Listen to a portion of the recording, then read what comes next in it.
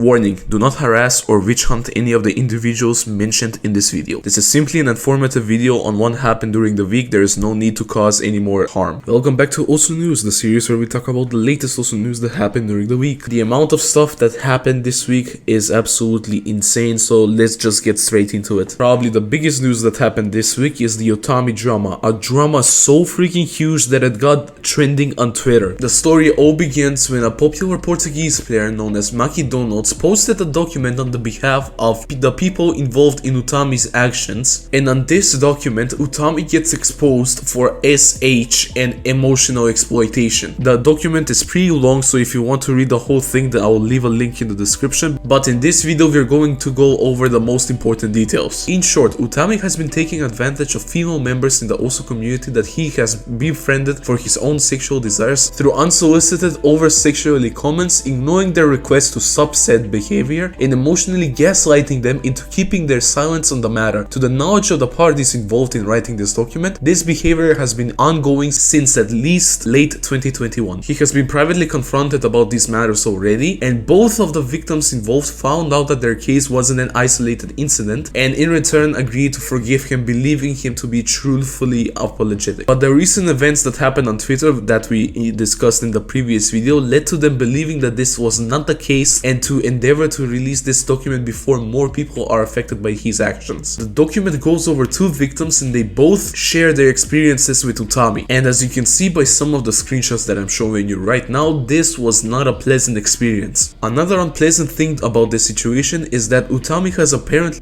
baited women into dating him. One of the victims in the document has apparently been R-worded previously, which is already an extremely traumatic event, and Utami made continuous repeated comments about it, even though he was told to stop. Utami said that he's going to make a tweet longer about this situation, but let's just say the tweet announcing this wasn't positively received. In a follow-up tweet, Utami makes it clear that everything in the document that has been listed is in fact true. He also says that he's not a good person and that he's sorry. A lot of people were surprised that a top player like Utami would do something insanely disgusting like this. One of them is Fiery Rage, who has been pretty close with Utami in recent times, and he has even comforted Utami when he was going through tough times. Another thing related to this situation is Kolibet's take on everything. Kolibet made this tweet about the Utami situation, which was completely taken out of context and it was very poor worded. He wanted to say is that there are some people who are calling out Utami out that have also acted in perverted ways themselves,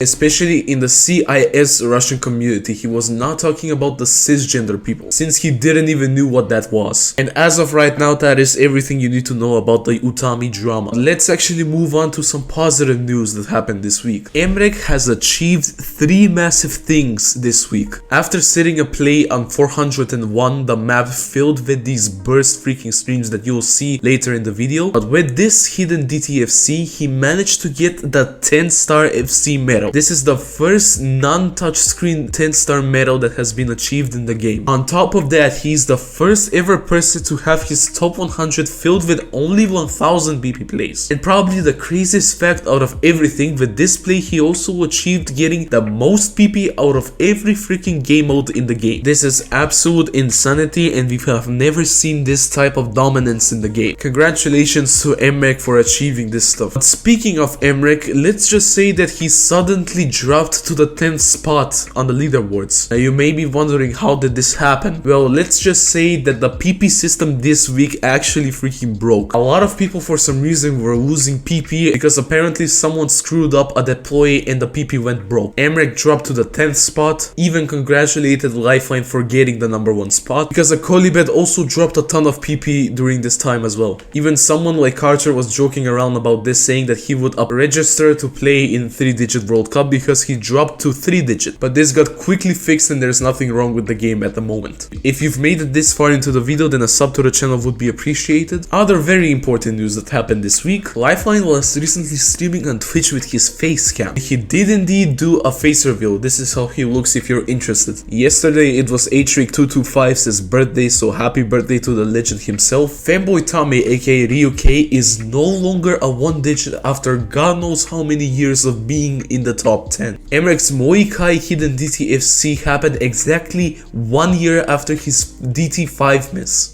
And now it's time for the scores of the week, but before that I wanted to shout out cpol for providing me some of the replays for this week. Thank you very much. Now let's continue.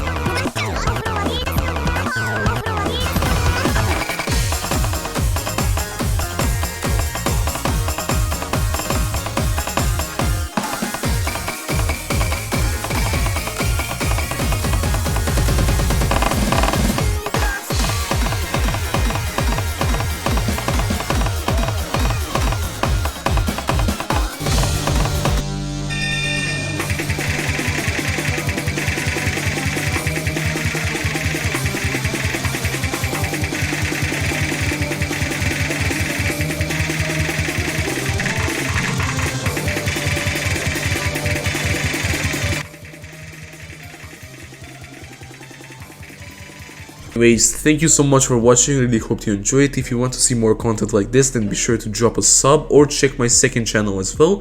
And I'll see you in the next video. Bye.